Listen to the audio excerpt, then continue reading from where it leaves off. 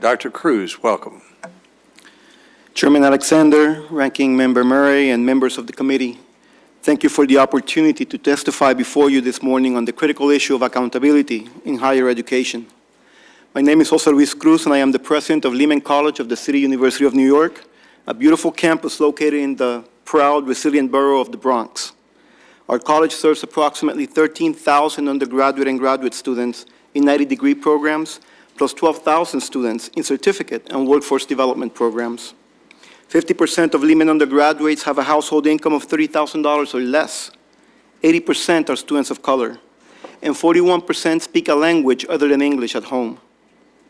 Lehman students embody the aspirations of over 140 ancestries and exhibit the drive of those who strive to make their life in the great city of New York.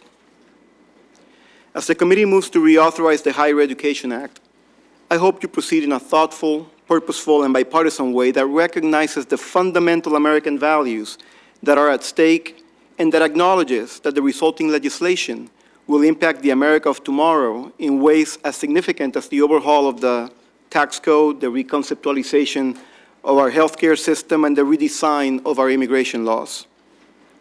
We're here to discuss accountability and the role equity must play to ensure colleges help students of color and students from low-income families succeed. To better serve students, the new HEA should protect them from the tyranny of low expectations, defend their right to seek to meet their full potential, and provide a level playing field as they work to improve their lot in life through a post-secondary education.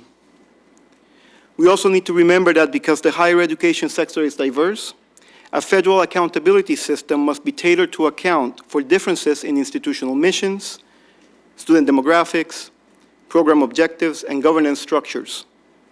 But that for the system to work, we need to have the courage to confront those who dare abuse it. And we cannot forget that what schools do matters. Two schools serving very similar populations can have vastly different outcomes.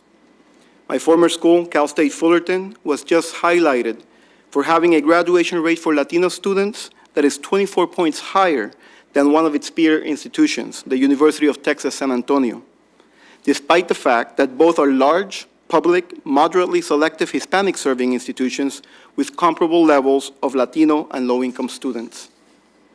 Fullerton's success was no accident.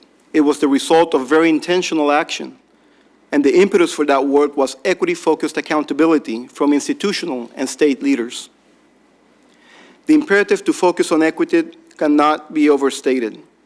The original HEA passed in 1965, yet low-income students today are only just beginning to catch up to the rate their high-income peers enrolled in college over 40 years ago.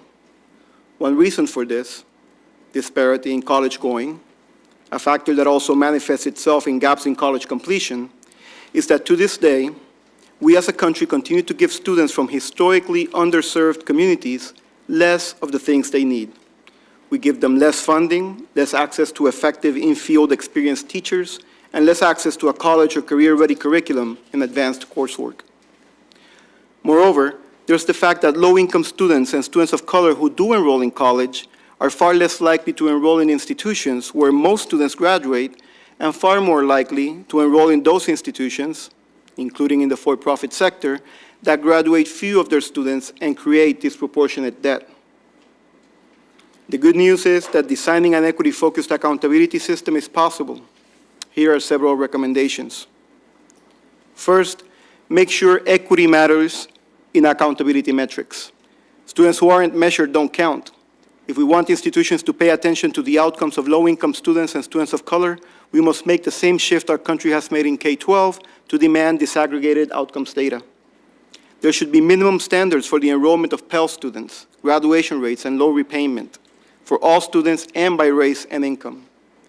We need to couple increased expectations with focused investments and provide time for campuses to improve before any sanctions attach. The Aspire Act, sponsored by Senator Isaacson and Senator Coons, follows this model.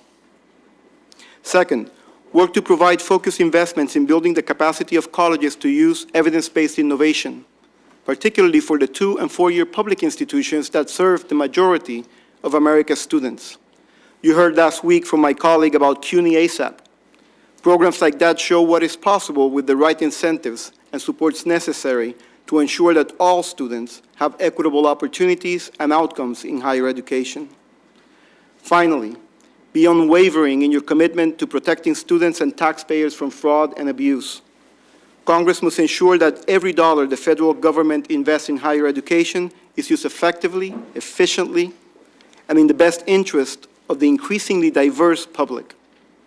An equity-focused accountability system for higher education can address this need and help improve student outcomes across the board by better serving our historically underserved low-income students and students of color. Thank you.